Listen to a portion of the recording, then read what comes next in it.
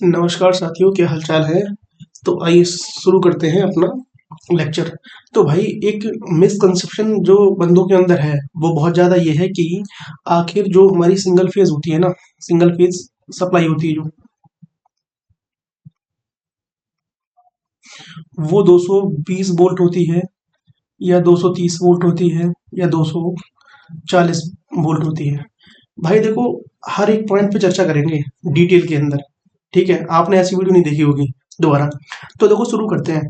शुरू क्या है कि जब हम जनरेशन करते हैं, जानते हैं हम कि 11 केवी पे जनरेशन होती है।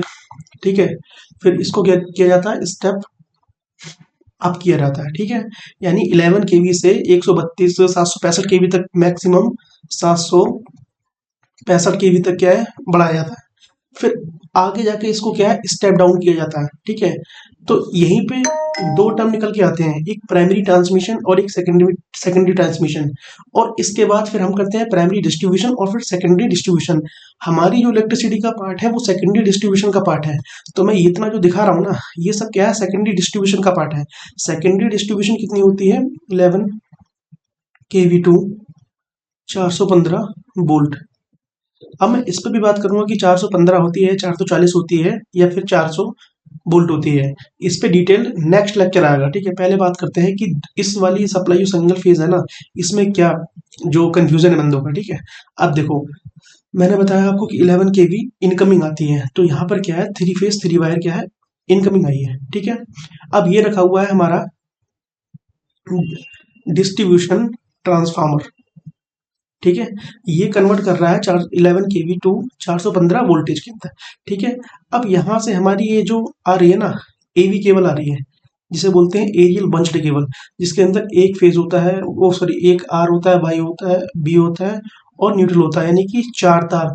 और इसमें प्लस एक स्ट्रीट वायर का पड़ा हुआ होता है। ठीक है, अब यहाँ पोल तक आई। अब यहाँ पे लगी हुई होती है डीबी,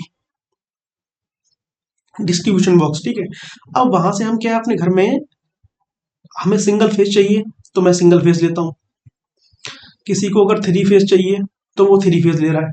ठीक है, तो सिंगल फेज जब मैं लेता हूँ तो सिंगल फेज में हमारा यही क्वेश्चन है कि 220 होती है या 230 होती है या फिर 240 वोल्ट होती है।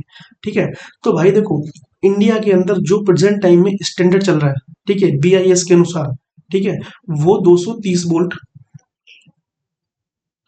50 हर्ट्ज चल रहा है। ठीक है, बट जो यूके स्टैंडर्ड था, जब इलेक्ट्रिसिटी की शुरुआत हुई थी, सबको पता है कि हमारे पर राज किसने किया था, वो ब्रिटिश ने किया था, है ना, यूके वालों ने। ठीक है, तो जब उन्होंने एक यूके स्टैंडर्ड बनाया था ना, तो सप्लाई की शुरुआत जो की थी वो 220 वोल्ट से की थी। 220 वोल्ट फ्रीक्वेंसी क्या थी, सेम थी। और थ्री फेज की अगर मैं बात करूं तो उन्होंने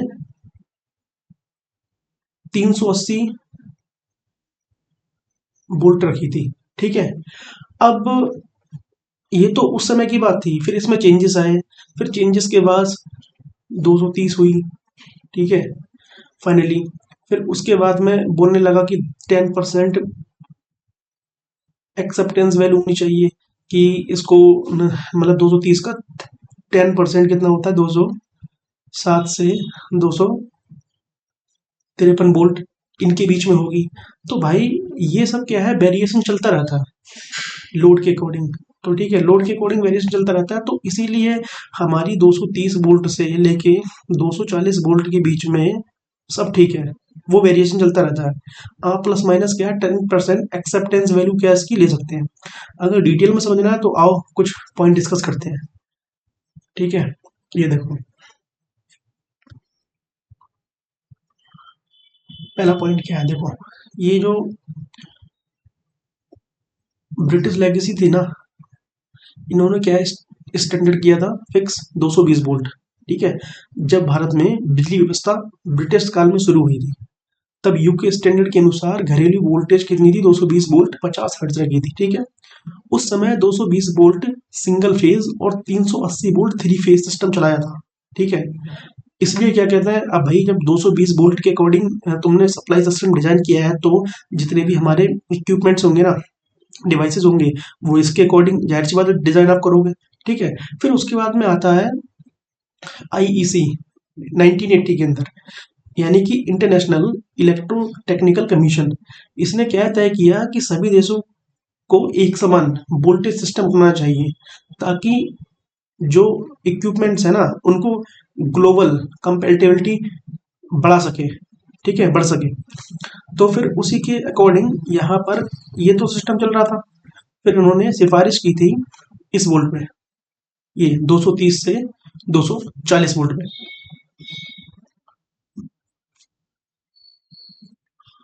अब तीसरा पॉइंट क्या है, बीआईएस के अनुसार भारत ने, बीआईएस के फुल फॉर्म है ब्यूरो ऑफ इंडियन स्टैंडर्ड्स, यह बदलाव अपनाया कि जो वोल्टेज के अंदर चेंज किए थे ना उसे बोला गया change over of system voltage, जो 240 वोल्ट से 415 वोल्ट और 230 से 400 वोल्ट के बीच में, मतलब ये फिनोमेना रखा गया, ठीक है।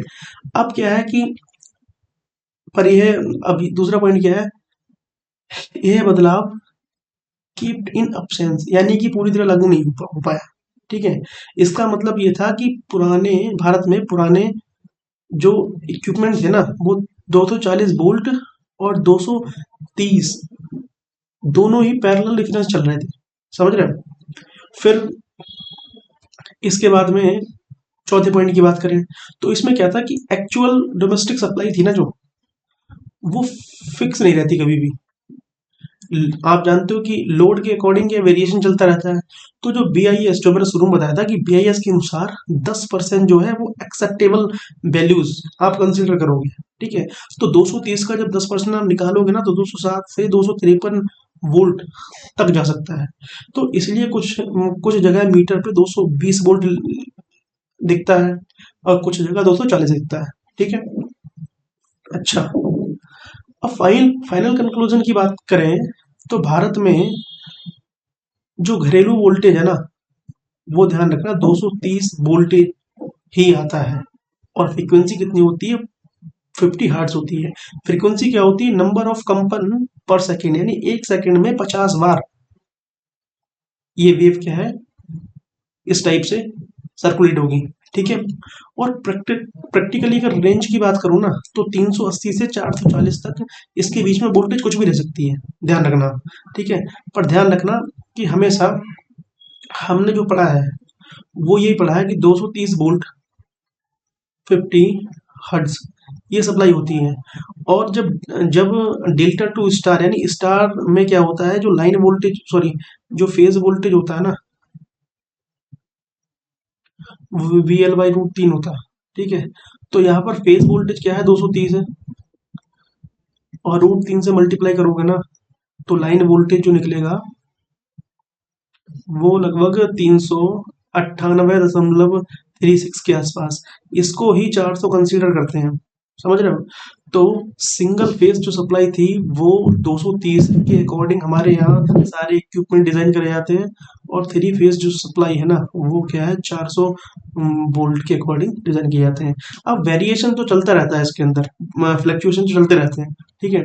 तो भाई ये थी आपकी डिटेल नॉलेज, ठीक है। ये सारे पॉइंट मैंने रिसर्च करी, कुछ देखा क्या है क्या नहीं है, तो फिर सारे मैंने पॉइंट मेंशन किए हैं। कोई भी अगर क्या कहते क्वेरी हो तो आप कमेंट बॉक्स में बता सकते हैं। और वीडियो बढ़िया लगी हो तो वीडियो को लाइक जरूर करना और चैनल को सब्सक्राइब करना, ठीक है। कोई सजेशन तो आपके, तो वो मेरे को कमेंट बॉक्स में आप बता सकते हैं। चलो मिलते हैं नेक्स्ट वीडियो में। अब नेक्स्ट वीडियो क्या आएगी वो देखते हैं।